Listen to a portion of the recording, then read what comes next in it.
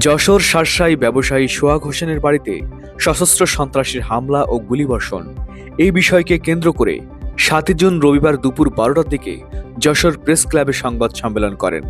তিনি বলেন, আমরা মাছের ব্যবসা ইন্ডিয়াতে মাছ নিয়ে আসি, এই জন্য আমাদের যে আশা সাইড দুইজনকে আমরা টাকা দিই। টাকা দেওয়ার পরে ওনারা আমাদের সাথে ব্যবসা রানিং ব্যবসা ওনারা বন্ধ করে দেয়। বন্ধ করে দেওয়ার পরে আমরা টাকা দাবি করে যে ভাই আমাদের টাকাটি ফেরত দিন।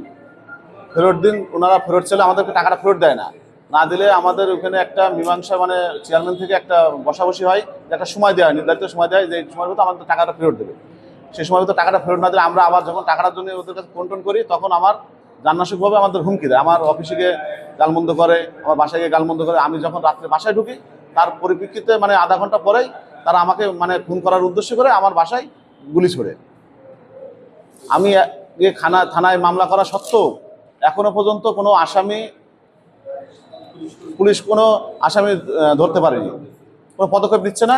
ওরাও ছোট আশ্রয় ওপেন ঘোরাঘুরি করছে। আমরা পুলিশকে ফোন করছি যে ওরা ওই জায়গায় আছে, কিন্তু পুলিশ যে কোনো একটা অজুহাত দেখে কাটিয়ে দিচ্ছে। কি চান? আমি চাচ্ছি আমার নিরাপত্তা, আমার বাচ্চা বউ সন্তানদের নিরাপত্তা। আমি চাচ্ছি আমি যেন সুস্থভাবে ব্যবসা করতে পারি।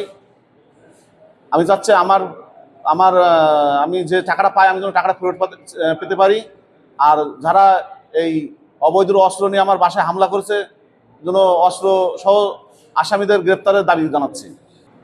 এই ঘটনার সাথে জড়িত হচ্ছে আশা, চয়ন, নয়ন, বাবু, রাজু। এনাদের মূল ইন্ধনদাতা হচ্ছে ইসরাফিল, তার চাচা। শুধু ওনার ইঙ্গতেই এতগুলো ওনারা সাহস পাচ্ছে, না তো ওরা আমার বাসার কখনো হামলা করার সাহস পেত না। ইসরাফিল বারবার কথায় কথায় বলে এখন আমি আছি, আমার কাছে কে নাই আমি দেখবো। ইসরাফিল সবসময় ক্ষমতার জোর দেখায়, উনি মেরে ফেলে দেওয়ার হুমকি দেখায়, সবসময় বড় বড় কথা বলে। তার মনে চাচা আমরা তো টাকা পাবো, তা টাকা পাবা তোমরা আদায় করে নিও। এক সময় এক রকম হুমকি দিয়ে আসছে আমাদেরকে।